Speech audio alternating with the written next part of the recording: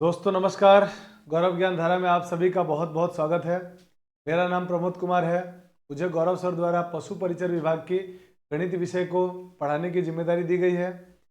जीजीडी परिवार के साथ जुड़ना मेरे लिए सच में सौभाग्य की बात है, क्योंकि एक ऐसा परिवार है, ये एक ऐसा प्लेटफॉर्म है जिसके माध्यम से लगातार निःशुल्क कक्षाएं लाखों विद्यार्थियों तक पहुंचाई जाती है। तो गौरव सर के इस मुहिम में शामिल होना मेरे लिए सच में एक सौभाग्य की बात है। साथियों, हाल ही में जीजीडी परिवार 5 लाख सदस्यों का बन चुका है। इस सब के लिए भी आप सभी को बहुत बहुत बधाई हो, और आप लोग इसी तरीके से इस परिवार से जुड़े रहें और अपना प्यार और आशीर्वाद प्रदान करते रहें, ताकि हम लोग आप लोगों के लिए लगातार इस तरह से क्लासेस प्रोवाइड कराते रहें। चलिए शुरू करते हैं आज की क्लास मैथमेटिक्स का। और दोस्तों, इसके अंदर हम लोग पढ़ेंगे गणित, और गणित में जो आपके सिलेबस में है ना, वो अंक गणित सबसे ज़्यादा पोर्शन है अंक गणित का।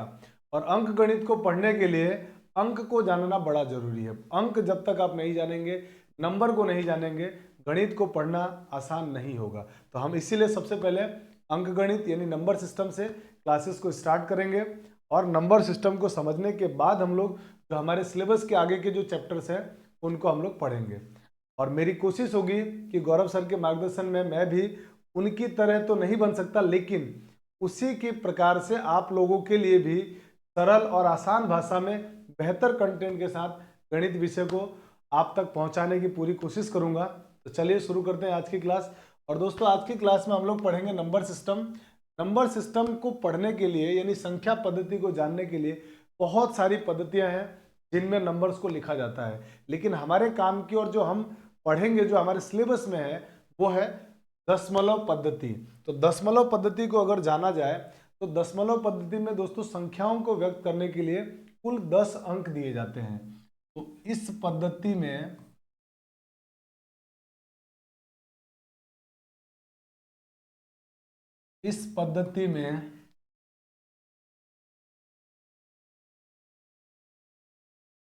संख्याओं को लिखने के लिए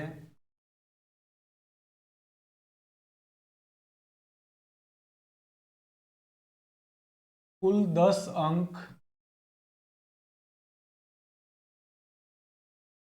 0, 1, 2, 3 से लेके 9 तक ये दिए हुए होते हैं।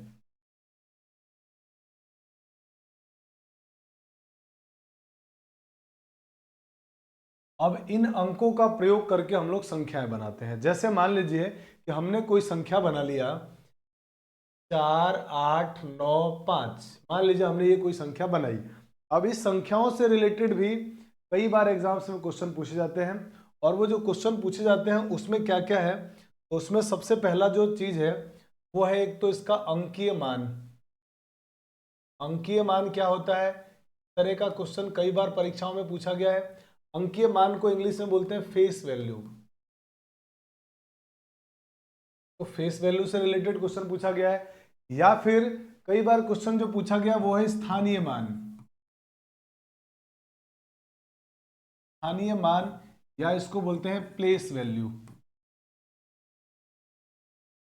इससे रिलेटेड क्वेश्चन को पूछे गए हैं। अंकीय मान का मतलब क्या होता है, जैसे मान लीजिए आपसे कहा गया कि आप 4 का अंकीय मान बताइए।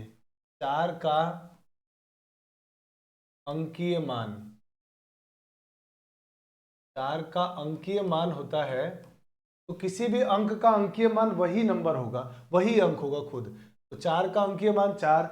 इसी प्रकार से आपसे कहा जाए कि 8 का अंकीय मान बताओ, तो 8 का अंकीय मान 8।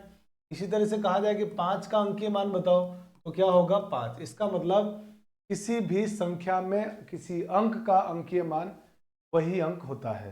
ये बात समझ में आ गई। अब आते हैं स्थानीय मान। मान लो नंबर यही लिखा हुआ है, आपसे पूछा गया कि 4 का स्थानीय मान बताओ। 4 का स्थानीय मान क्या होगा, तो दोस्तों 4 का जो स्थानीय मान होता है वो 4 लिखने के बाद जितने अंक बच गए उतने जीरो लगा दो। तो इसके बाद अंक कितने बच गए, 1, 2, 3। तो 4 के बाद आपको 3 जीरो लगा देने हैं।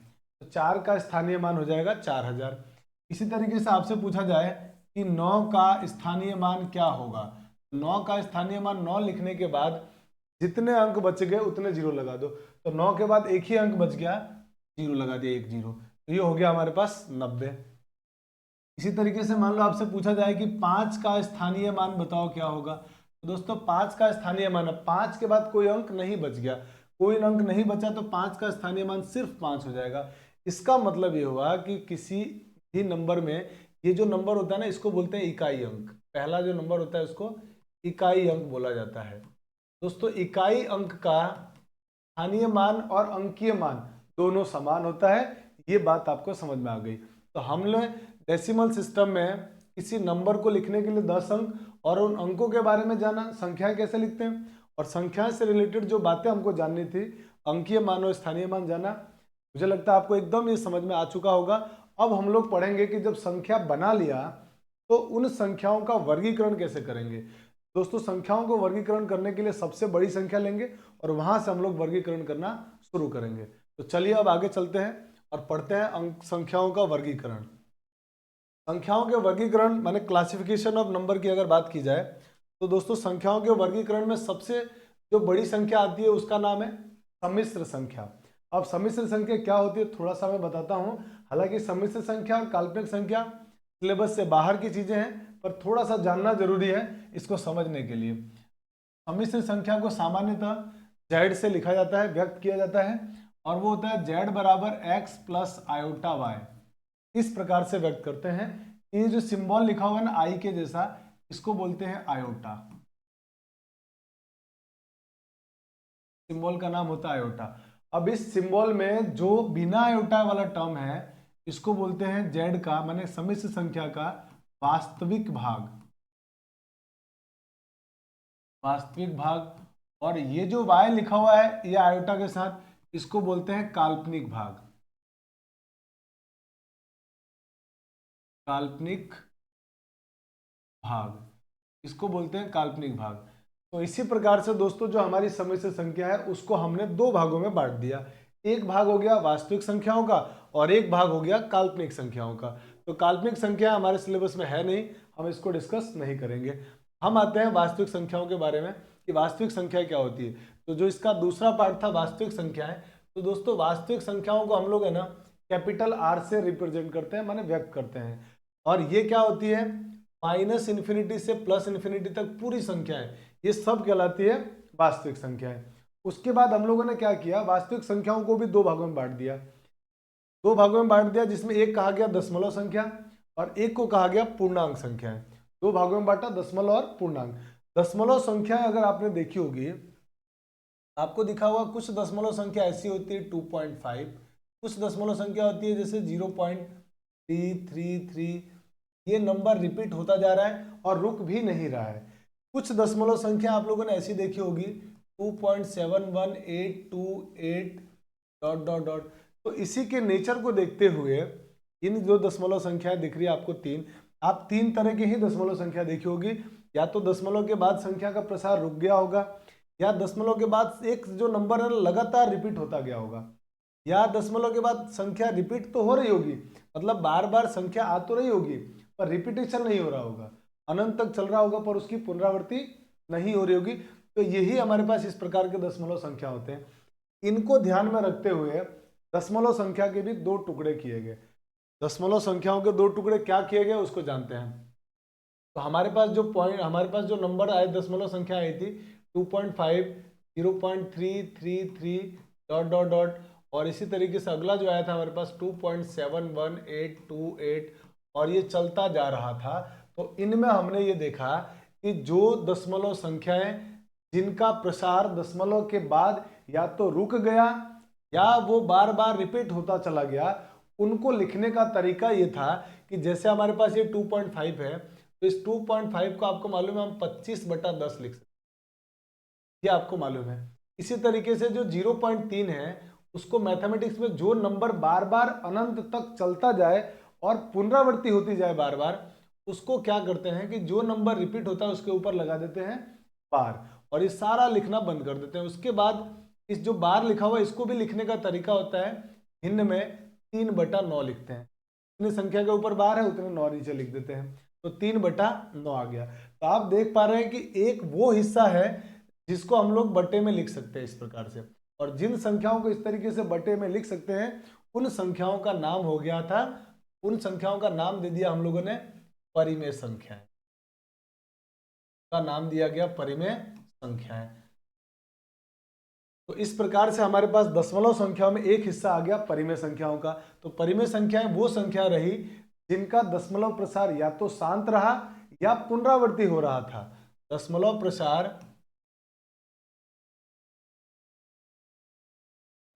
प्रसार या तो शांत हो गया या पुनरावृत्ति हो रही थी, तो वो कहलाई परिमेय संख्या है।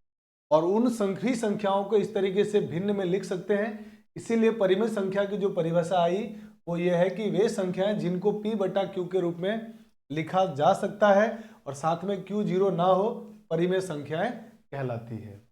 ये हमारी परिमेय संख्याओं की डेफिनेशन थी। दोस्तों, परिमेय संख्याओं को वैसे कैपिटल Q से व्यक्त किया जाता है, ये बात आपको ध्यान रखना है। वे संख्याएं जिनको p/q के रूप में लिख सकते हैं वो परिमेय संख्या होती है और q 0 नहीं होना चाहिए। यहाँ तक की बात आपको एकदम समझ में आ गई होगी। ये परिमेय संख्याओं की परिभाषा थी। अब वो संख्या है, वो दशमलव प्रसार जिन संख्याओं का दशमलव के बाद ना तो रुक रहा था और ना ही पुनरावृत्ति हो रही थी, माने अशांत और अनावर्ती, माने पुनरावृत्ति भी नहीं हो, उनको बोला गया अपरिमेय संख्या। तो ये जो संख्याएं थी वो बन गई अपरिमेय। तो अपरिमेय संख्या क्या थी? जिनका दशमलव प्रसार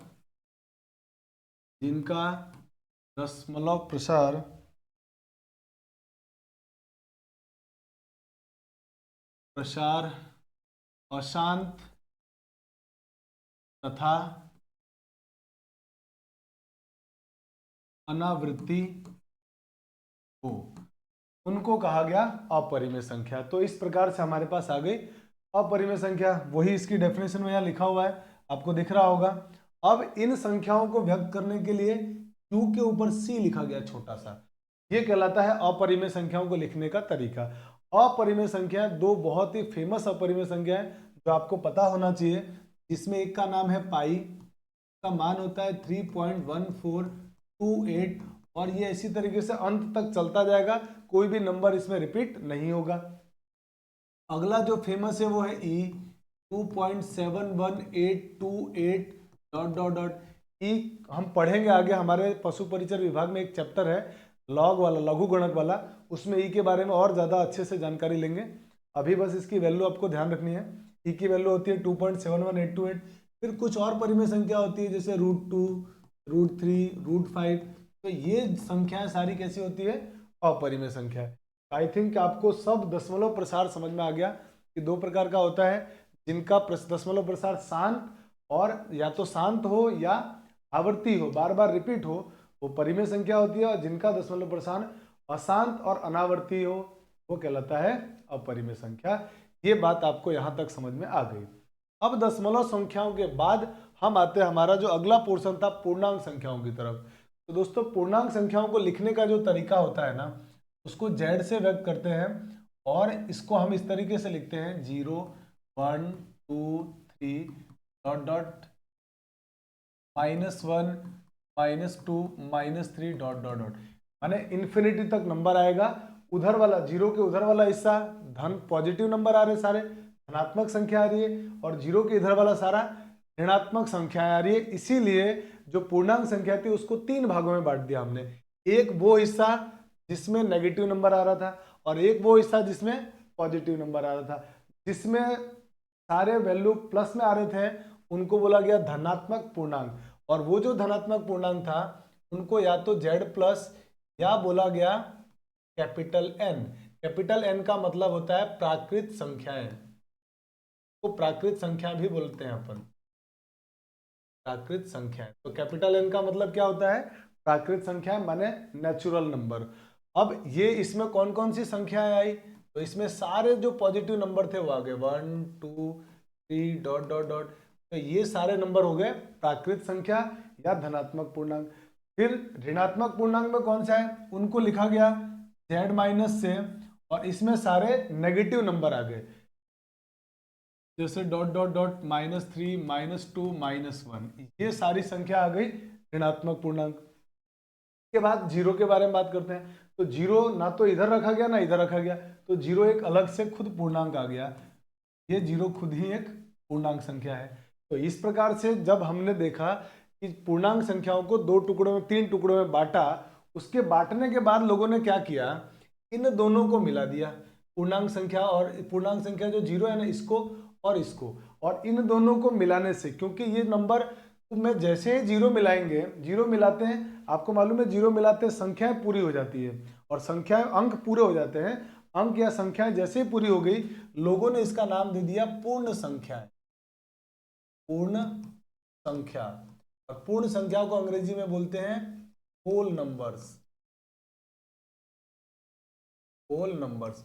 और इसको लिखा जाता है W से, और W से लिखा जाता है तो W में सारे 0 1 2 3 ऐसे नंबर शामिल हो गए। तो इस प्रकार से पूर्णांक संख्याओं का विभाजन हुआ तीन प्रकार से। उसके बाद एक जो धनात्मक था उनको हमने प्राकृत संख्या बोला, और उसके बाद हमारे पास आ गया पूर्ण संख्याएं, जिसमें जीरो को भी शामिल कर लिया गया। अब पूर्णांक संख्या के दो और प्रकार हैं, जिसमें हम बोलते हैं एक को सम पूर्णांक संख्या और एक को बोलते हैं विषम पूर्णांक संख्या। तो उसको भी जान लेते हैं कि सम और विषम संख्या क्या होती है। अब यहाँ पे सम लिखा हुआ है, थोड़ा सा प्रिंटिंग मिस्टेक हो रहा है, ये लिखा हुआ है सम संख्या, है ना।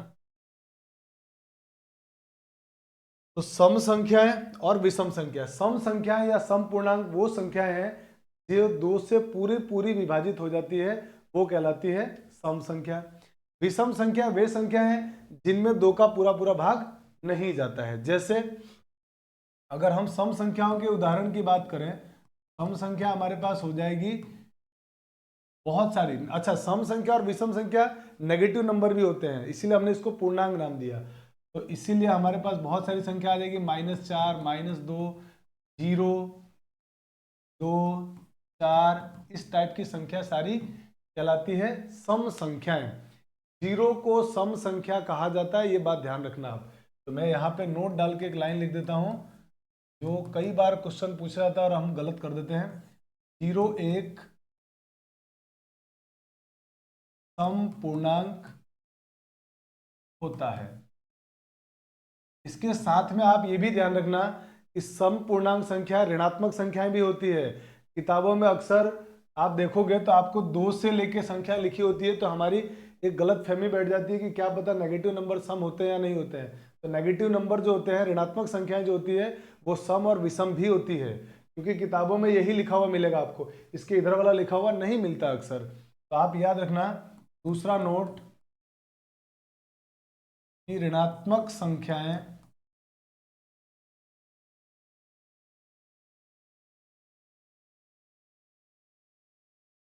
ऋणात्मक संख्याएं भी सम और विषम संख्याएं होती है। तो ये बात आपको थोड़ा याद रखना है कि जीरो सम संख्या है और ऋणात्मक संख्याएं भी विषम और सम हो सकती है। अब अगर आगे आते हैं, विषम संख्याएं क्या होती है। तो विषम संख्याएं वो होती है जिनमें दो का पूरा पूरा भाग ना जाए।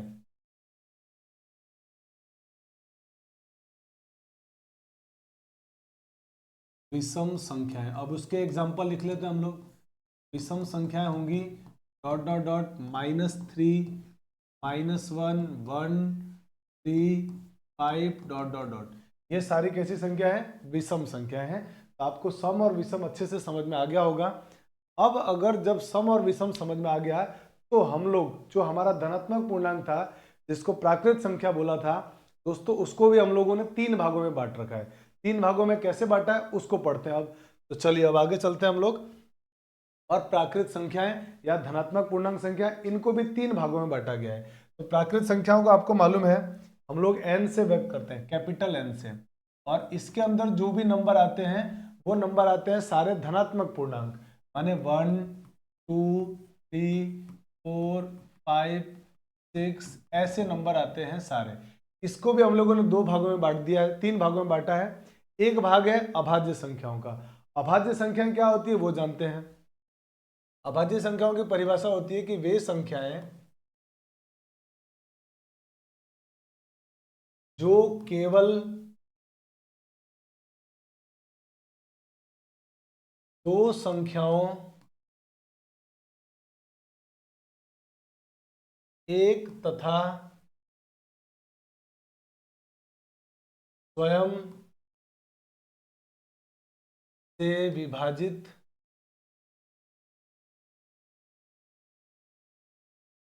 होती है अभाज्य संख्या कहलाती है।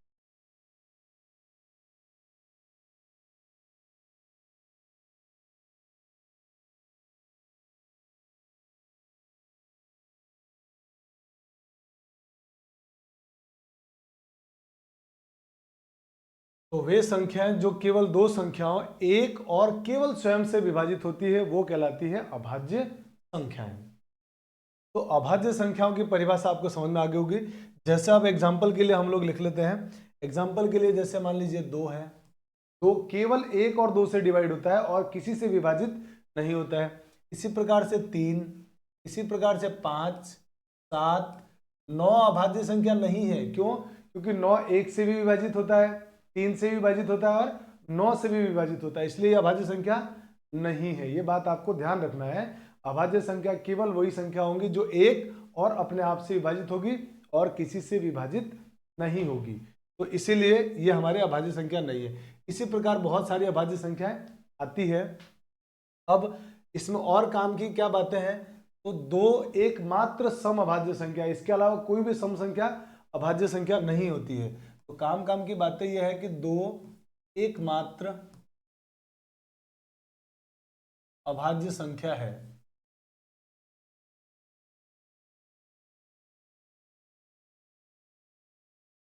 दो एकमात्र सम अभाज्य संख्या, एकमात्र सम अभाज्य संख्या, यहाँ पे सम कर दे, सम अभाज्य संख्या है। और 2 सबसे छोटी अभाज्य संख्या है। ये बात भी आपको याद रखना है, कई बार क्वेश्चन में पूछा जा गया है। 2 सबसे छोटी अभाज्य क्या है? आई थिंक अभाज्य संख्या आपको पूरी तरह समझ में आ गया कि अभाज्य संख्या क्या होती है। अब आते हैं हम अगले भाज्य संख्या के बारे में। तो भाज्य संख्या वे संख्या होती है जो 2 से अधिक संख्याओं से विभाजित हो। 2 से अधिक संख्याओं से विभाजित हो तो वो कहलाती है भाज्य संख्याएं। वो क्या होगा? वे संख्याएं जो 2 से अधिक संख्याओं से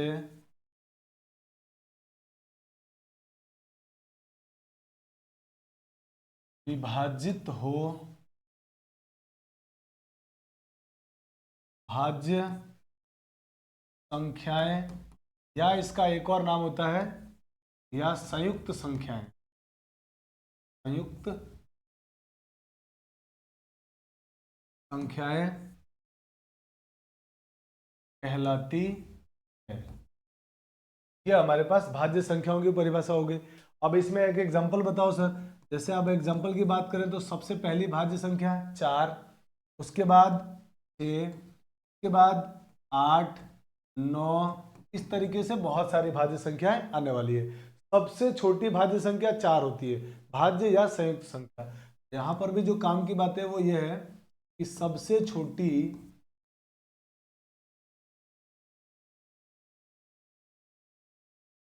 भाज्य संख्या 4 होती है। ये बात आपको याद रखना है कि सबसे छोटी भाज्य संख्या 4 होती है। तो यहाँ तक की बात समझ में आ गई। तो अब आप यहाँ पर अगर आप बहुत ध्यान से देखोगे तो आपको एक बात तो समझ में आ रही होगी कि सर सारी संख्याओं का जिक्र तो हो गया, भाज्य और अभाज्य, इस 1 का क्या करें? 1 तो किसी भी कैटेगरी में नहीं आ रहा है। 1 ना 2 नंबर से डिवाइड हो रहा है, 2 संख्याओं से भी विभाजित नहीं होता है और 2 से अधिक से भी नहीं हो रहा है, इसीलिए 1 को अलग कैटेगरी में रखा गया है। और इस वजह से हम लोगों ने प्राकृत संख्या के 3 टुकड़े किए। वो संख्या है जो केवल 2 से विभाजित, 2 संख्याओं से विभाजित हो, एक और स्वयं से, उनको अभाज्य बोल दिया गया, और जो 2 से ज्यादा संख्याओं से विभाजित हो उनको भाज्य या संयुक्त संख्या बोला गया। और 1 को ये कहा गया कि 1 ना तो भाज्य संख्या और ना ही अभाज्य संख्या, 1 सिर्फ एक प्राकृत संख्या है। और ये बात कई बार परीक्षाओं में पूछा गया है कि 1 किस प्रकार की संख्या है, तो सिर्फ प्राकृत संख्या है। तो इसीलिए कहा गया कि एक न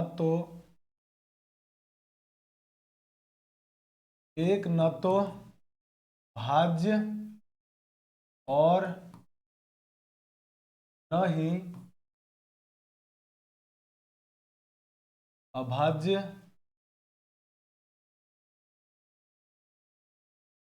संख्या है, यह केवल प्राकृत संख्या है। ये बातें जो काम की थी प्राकृत संख्याओं के प्रकार के बारे में, वो मैंने लिख लिया है और आई थिंक आपको बहुत अच्छी तरह से समझ में आया होगा। एक तरह का क्वेश्चन और इन अभाज्य और भाज्य संख्याओं से जो पूछा जाता है वो क्या है, उसको भी जरा हम लोग लिख लेते हैं। वो काम की बातें हैं। कई बार आपसे अभाज्य संख्याओं की संख्या पूछा जाएगा कि 1 से 25 तक में कितनी अभाज्य संख्या होंगी, 1 से 50 तक में कितनी अभाज्य संख्या होगी, 1 से 100 तक में कितनी अभाज्य संख्या होगी। तो उनको थोड़ा याद रखना, कभी क्वेश्चन पूछा जाए तो आपको आना चाहिए। तो पहला है 1 से 25 तक में कुल 9 अभाज्य संख्या होती है। 9 अभाज्य संख्याएं होती है। इसी प्रकार से अगर दूसरा पॉइंट बोले तो 1 से 50 तक, अगर 1 से 50 तक की बात की जाए तो कुल अभाज्य संख्या होती है 15। अगर आपसे 1 से 100 तक की बात की जाए कि 1 से 100 तक में कितनी अभाज्य संख्या होती है, तो याद रखना 25 होता है।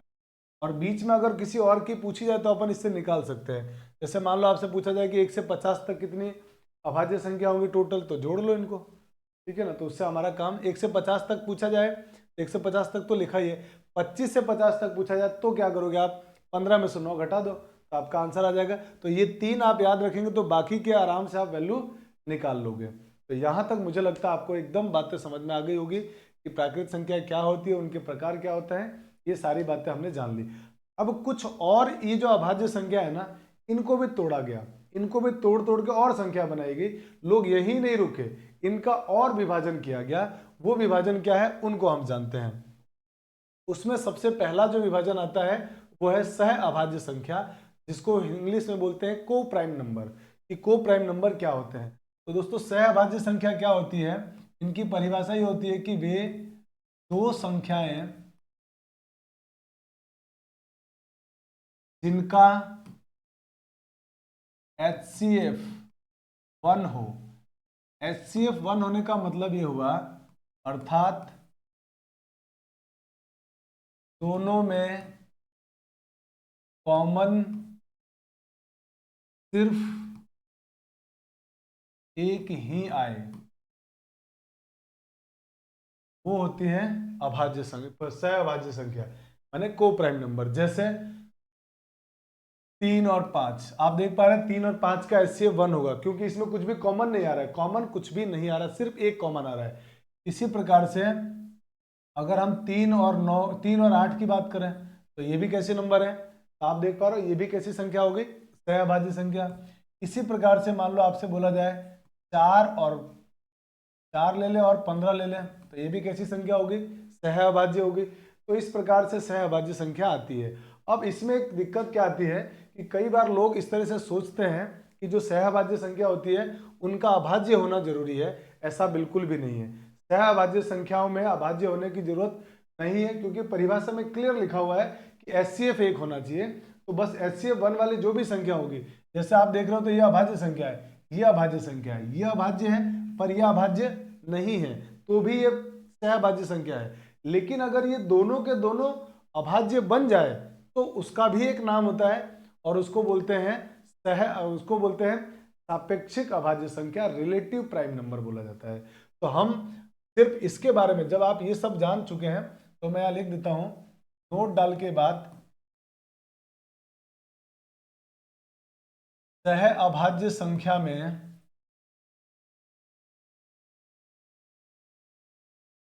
सह अभाज्य संख्या में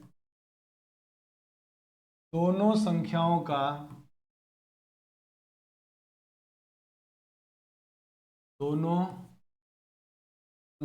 का अभाज्य संख्या होना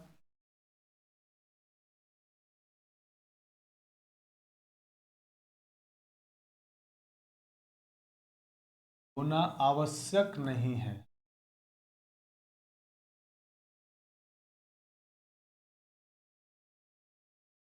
और अगर दोनों संख्या अभाज्य बन जाए तो उसका नाम हो जाता है सापेक्षिक अभाज्य संख्या या रिलेटिव प्राइम नंबर। तो अगला जो नोट लिख रहा हूं मैं वो ये है कि यदि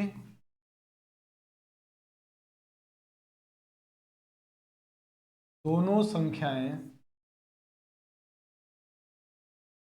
अभाज्य हो तो उसे सापेक्षिक अभाज्य संख्या या आप बोल सकते हो रिलेटिव प्राइम नंबर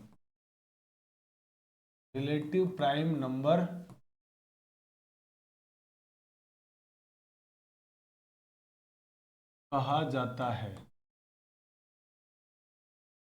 जैसे एग्जाम्पल के लिए मान लीजिए मैंने लिखा 3 और 5। अब ये रिलेटिव प्राइम नंबर है, ये सहभाज्य भी बोल सकते हो आप।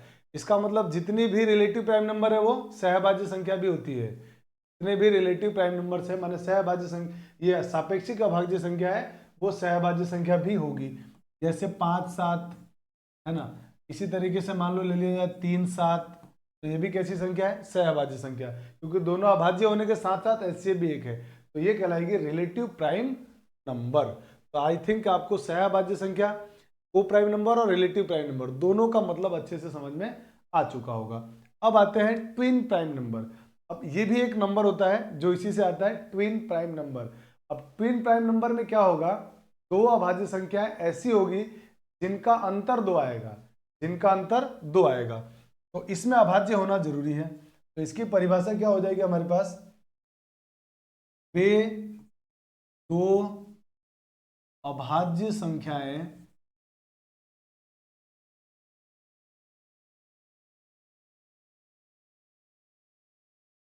जिनका अंतर 2 हो ट्विन प्राइम नंबर कहलाते हैं। Twin prime number